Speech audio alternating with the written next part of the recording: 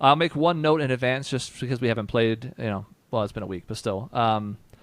Just as far as timeline goes, your understanding from Timberbrook is that Faust Dryden shouldn't be back until tomorrow at the earliest.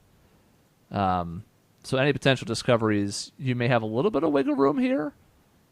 Yeah, I mean, obviously, you're still right to be concerned. I'm just saying, in general, today is probably not the biggest concern unless Connor had means of contacting him.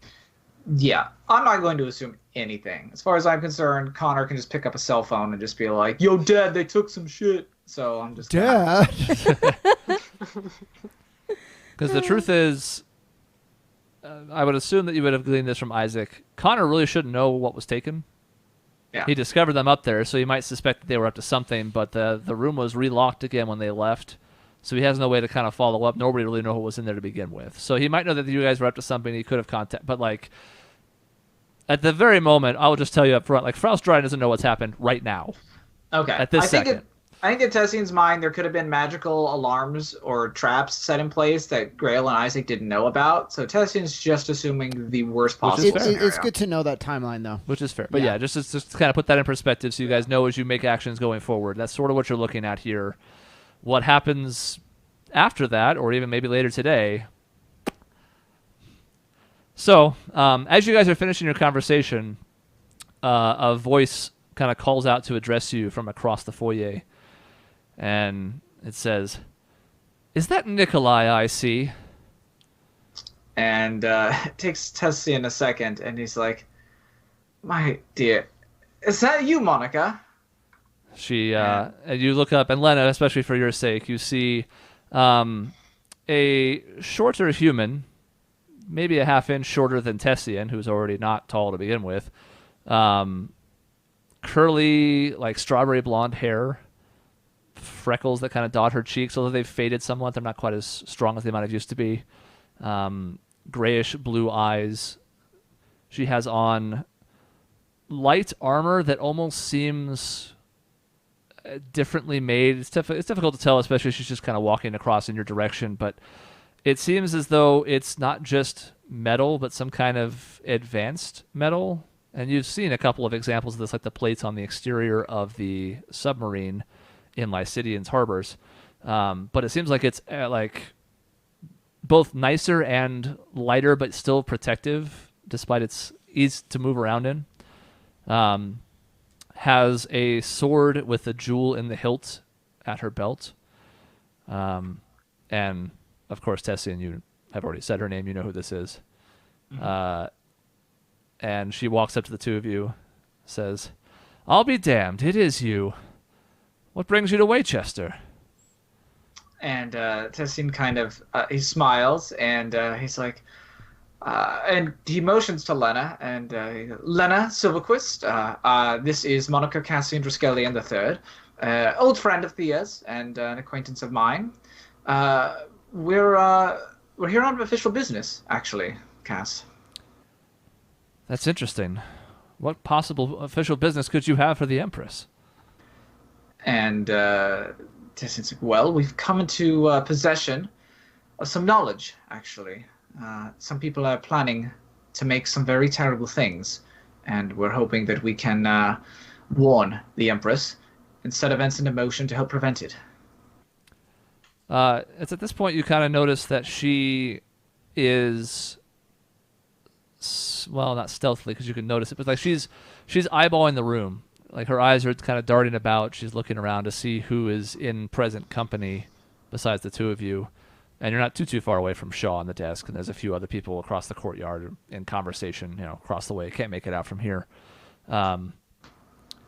She says, "Well, if this is true, I should like to know what it is, but I don't think this is the place. Would you be willing to accompany me?" And Tessian looks to Lena. She is still ostensibly in charge for our group here. Oh, God. And, of course, I give you a look real quick, and then I say, I don't see why not. Lead the way. Okay. She kind of gives Lena this look, too, where it's weird. She almost like snaps back into this less serious personality. And both of you make me an insight check.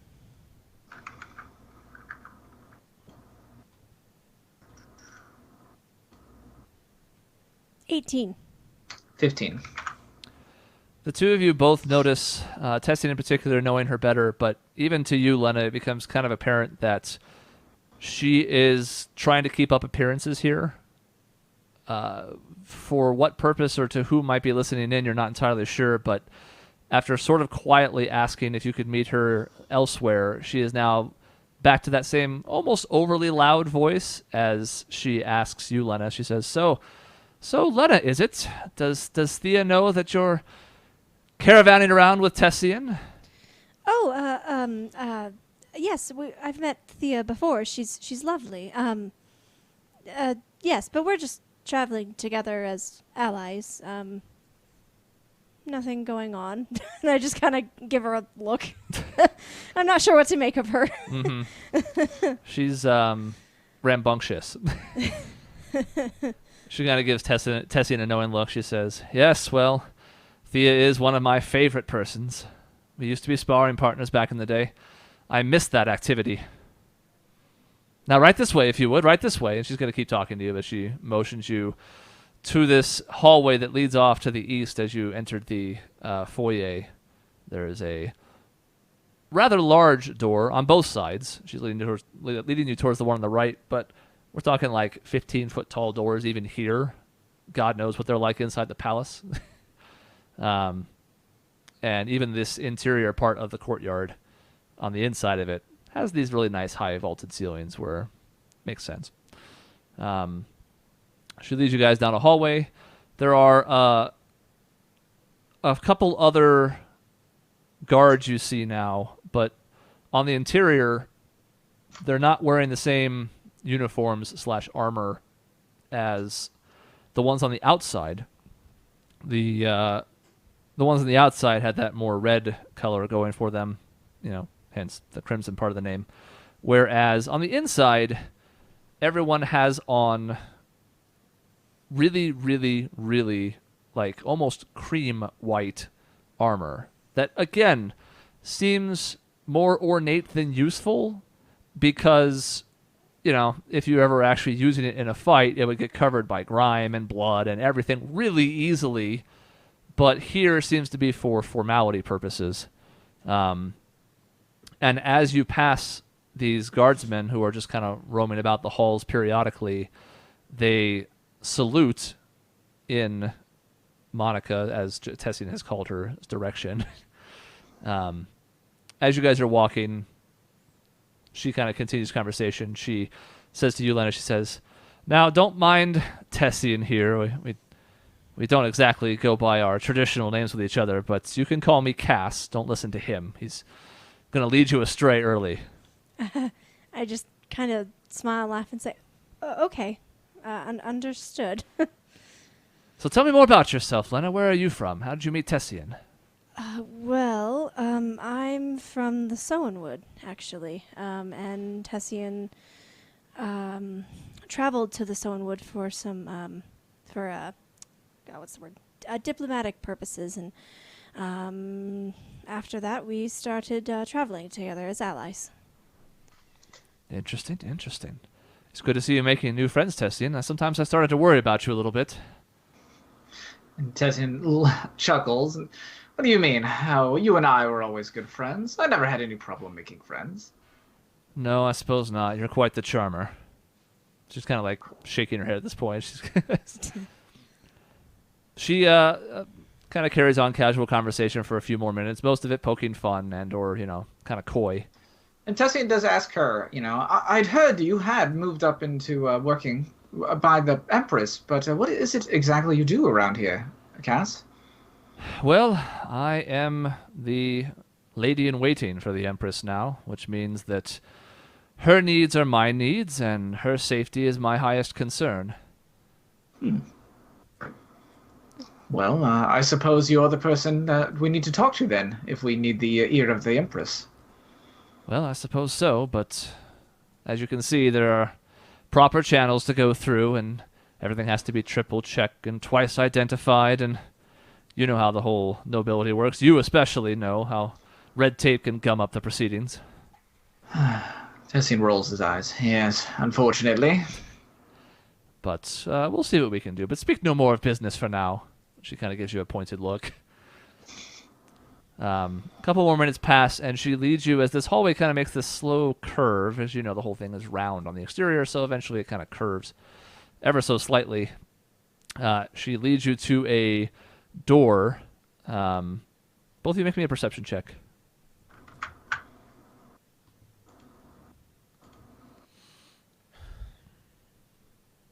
10. 14. Tessian, this door does kind of stand out as being a little bit different from some of the others you've passed as you've walked along this hallway for the last 5 minutes or so. Particularly in that, unlike a normal door, this seems to have an airtight seal. And as she opens it to lead you inside, she kind of gives you another look of like, I don't know if it'll convey with the camera, but it's like to gesture you in with this sort of like knowing look again. I mean, can we see what's inside when she opens it? Inside is a relatively undecorated room with a table and chairs and not a whole lot else. God, is my spider sense tingling? I feel like I Roll for it. Roll for spider sense. roll for spider sense. Gosh. Tessian is gonna kind of give her a look. Kind of a look of like, what exactly is going on here? Like a raised eyebrow. But he'll continue walking in. He's gonna let this play out. Okay. She gestures for the two of you to go inside and then closes the door behind you. And as soon as she closes the door and makes sure it's tightly shut, God, we're gonna die. she says, "Okay, my apologies, but I wanted to go somewhere where we could have conversation in private. This room is magically sealed to prevent it from being scryed upon or any other magical influences, and you may also..." And the two of you both kind of... It's strange, but you sense like there's something off. Both of you are magically inclined, so you don't really think about magic in that sense. You're familiar enough with it and have practiced enough where you can just sort of cast spells without having to think like, I'm going to cast a spell. It's a natural extension of your body, whether it's, you know, the more magically inclined like Tessian or more nature-based like Lena. You can sort of feel... Weakened isn't the right word. Like, you don't feel sick, you don't feel less strong, but you just feel like something's missing. And it's hard to describe. Is this like an anti-magic field? Essentially. Fun stuff. Put our casters and our healer in a room. Oh, Cool. God. It's like Final Fantasy IX. Yes. She says, "I apologize for this, but it's necessary. I'm always a little wary of who I can trust in these halls, and if you do have information that threatens Her Highness, Her Grace," I already ruined my own rule. If you do have information that threatens Her Grace, I want to make sure it doesn't leave this room. And Tessian sort of, I don't know, kind of like feels the air for a second, kind of realizing what's going on. And he kind of looks to Lena, and he's like, well, he motions to the bag. Does the bag even work in here, Lena? I stick my hand in, and I'm gonna try and... Oh, God, what's even in the bag that I could try to pull out right now? Oh, no. Hold on. Let me see. Whoa, oh, God. I don't remember what's in the stupid thing. I do know there's the stupid locket, but I really don't want to pull out the box. Okay, well, I'm just going to try and pull out something. Does it work? Okay. You pull out the bag of holding, and as you reach into it, instead of feeling around in this sort of void where you have to like grasp for a bit as you think of an item to pull out, you feel the normal interior of a bag. And so I shake my head and I say, I don't think I can use the bag of holding in here either. Yeah, just you turn it upside down and nothing Yeah. comes out. Right. It feels Yeah. like like the burlap interior of a sack. Yeah. Tessian's like, well, unfortunately, we won't be able to show you the evidence here, given the precautions put in place, but we can certainly share it with you, if you'd like. Are there any others who know of this? Are there others within the city? Do you have a traveling companion beyond just Lena here? Tessian nods slowly. He's like, yes, there are others. We're actually on something of a quest for Lena here when we stumbled upon this information. Well, I can't make any guarantees until I know exactly what we're dealing with here, but if there's going to be a way to get a faster audience with the Empress, I'm probably the best chance you have. Tessian nods, and he's like, well, the gist of it is that we have proof, or at least as close as we're going to get to substantial proof, that Faust Dryden is attempting to build weapons of, well, sizable destructive capability, including a armored and magic-resistant vehicle, a submersible, something capable of traversing the seas above and below the waves, of quite some size, and as well as he is making attempts to miniaturize and weaponize mana cannons on a smaller scale. The two of those things combined could easily prove the doom of Waychester, if not Aramea as a whole. You see her sort of take this in, and somewhat unsteadily she pulls one of the chairs away from the table and sits down in it. And she says, I suppose it's too much to ask that you're joking. Tessian shakes his head. Listen, we had a great many things we were hoping to accomplish for Lena here. There's a number of forces at play, but this was serious and dire enough for us to sidetrack our journey and venture here, because the Empress must know that the threat is real, and we have no guarantees that the schematics, the blueprints we have, are the only ones. It's possible that Faust is working on this right now, elsewhere, and could even have completed it already. There's no way for us to know how far along or how old these schematics are. And you say you have proof of this in that bag there that I assume is not working because of the room. And she's sort of like she has her eyes like up to the ceiling, like she's kind of like almost shaking her head in disbelief at this point. Like, not that she doesn't believe you, but that she doesn't believe this.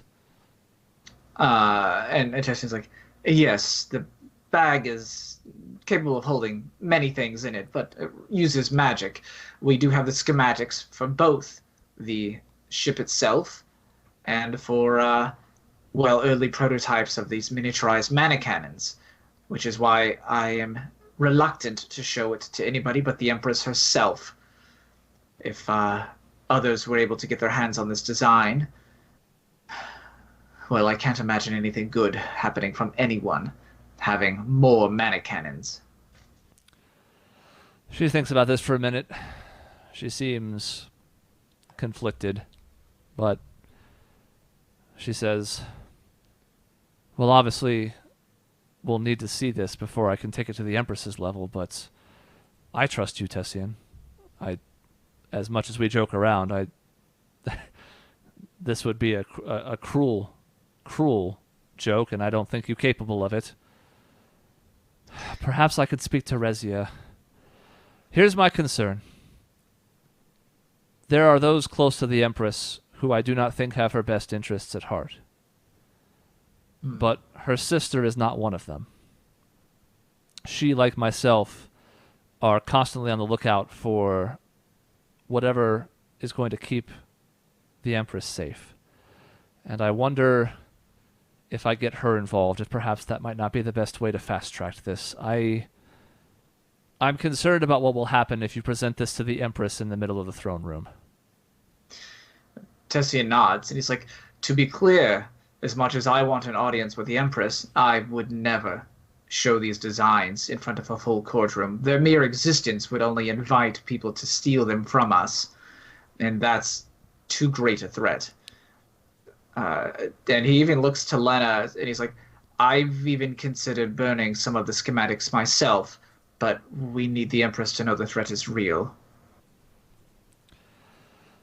She is still kind of being contemplative at this point. She says, she's kind of like mumbling under her breath. She's kind of like, what if we, no, it's ridiculous. But then if, no.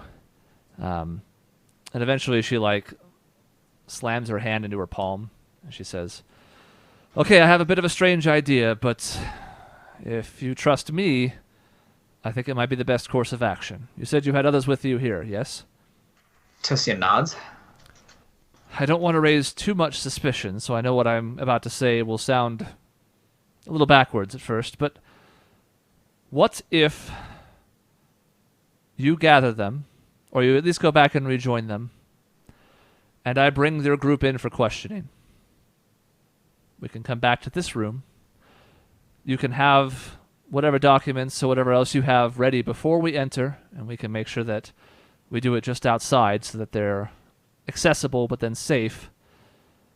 And then I can bring the Empress's sister here to be part of the questioning as well.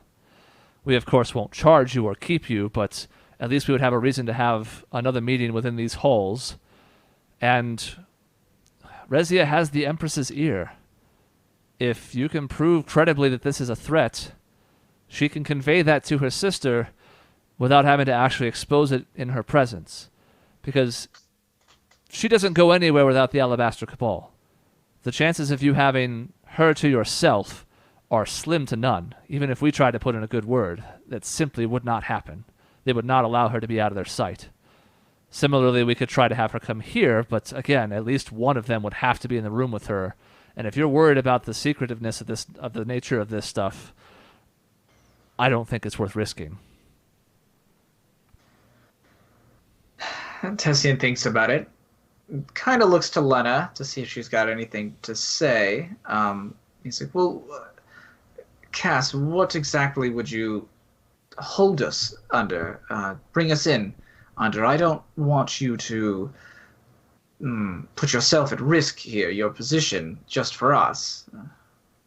Well, there's two plays we could make. It could be, if you're willing to make a scene somewhere public, that we could round you up and bring you in for any number of small charges that we could then immediately throw out after our questioning. Or we could tell it sort of like it is. Say that there was a group that brought information. If you spoke to Shaw, the story would already make sense, but then it exposes your purpose for being here. It's the simplest one, but also potentially the most dangerous. I mean, Tessian sort of looks to Lena and shrugs at it. He's like, well, if our group is good at anything, it's causing disruptions. I suppose that's always an option for us. But he does sort of look to Lena. He's like, your thoughts?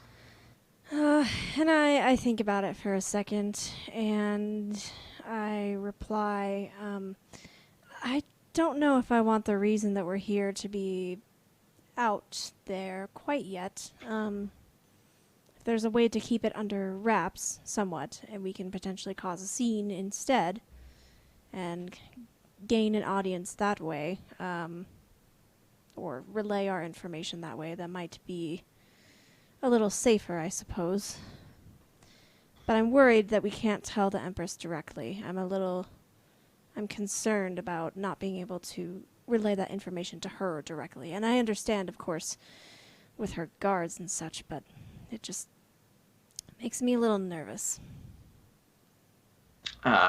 Does Tessia know of, was it Reza, the sister?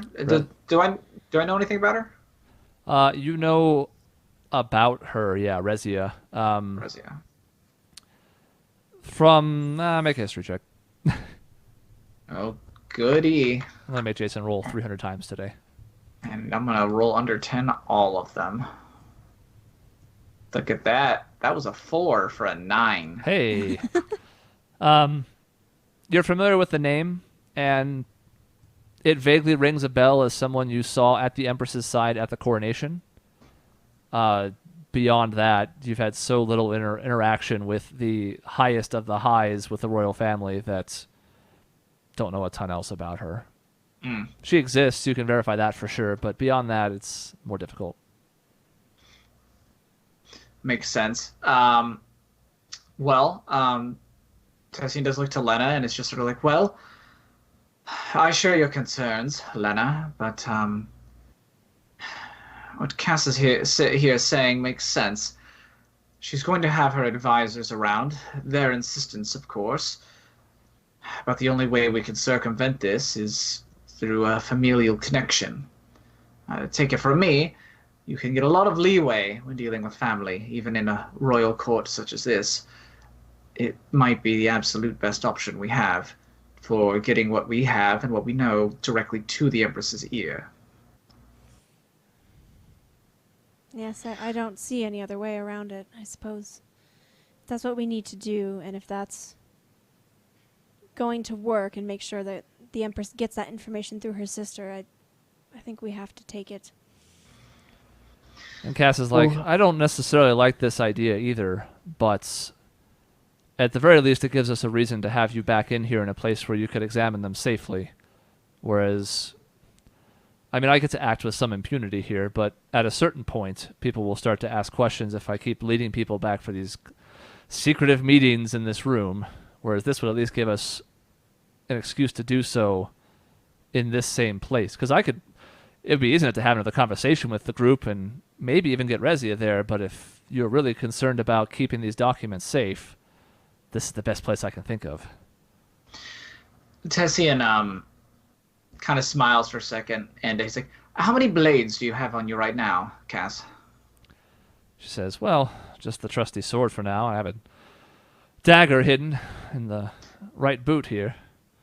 And Tessian's like, well, would minor theft warrant your attention? She kind of looks at you a little puzzlingly. She's like, go on. He goes, well, what if Lena and I left the room with your dagger? I mean, certainly that would warrant some attention later on, yes, when you track us down. She kind of mulls it over. She says, I suppose it compromises me a bit if someone that I had access to in this room was able to take that off my person. They might want me to be accompanied the next time I have you in the same room for questioning. But it's not the worst idea, I suppose. And he kind of thinks, like, well, fair point. We're not here to do that. Well, I'm sure we can think of a distraction. About how long do you need to get this little, interrogation together? Well, I could go talk to Rezia. She's within the castle at this hour. Could finish my morning rounds, talk to her, and kind of give the... Let's see. Yes, I could give the Crimson Reserve a bit of a heads up so that they know what they're looking for and not just, responding with surprise. Instead, they can sort of just swoop in when the time comes, whatever you end up doing. So maybe a couple of hours? Tessian nods. He's like, we'll come up with something. Probably somewhere public. Yes? He's kind of shrugging, looking to Lena like he's open to ideas for something crazy here, but... And I shrug as well and say, well, public is most likely to get all the attention, so seems reasonable. Can't say I've ever done anything like this before. First time for everything. You should be seen, but not too seen. So, try not to burn anything down or, we want people to know that there was a scene and that's why the Crimson Guard responded, but not such that, it becomes a huge issue. Just something noticeable, if you would. And Tessian nods, and he's like, I've got a few ideas, but sure. Well, Cass, it's been lovely, and I appreciate your efforts here, but it looks like we need to get this going as quickly as possible, yes? I suspect so. News of this nature, but it's also why we have to be so cautious. And it would be nice not to have to jump through these hoops, but it seems necessary to me. Tessian kind of nods. Well then, Lena, we need to go meet the others and see about causing this distraction in a couple hours. I agree. We should head out and let them know what we discussed. Thank you again, Monica. She shakes her head. She says, No. Cass, Monica's Cass. my mother. Oh. Don't listen to him. We talked about this, Oh, dear. I'm so sorry. And then I go to shake her hand and say, Cass, thank you. Yes. And she looks over in Tessian's direction. She says, yes, thanks a lot for that, Nikolai. And he's like, always. And he gives her a bit of a wink. He waits for her to usher them out, I suppose. That's the official way to do it. So upon making sure you didn't have any other issues at the time, she reminds you, if something else changes, come back and let her know. But otherwise, she sends you on your way. She escorts you back to the foyer where you're free to leave. You guys head back to the Witch's Cauldron, and we'll leave off there. When we return, a plan is hatched to set up a second plan for potentially a third plan. It's Planception. Next time.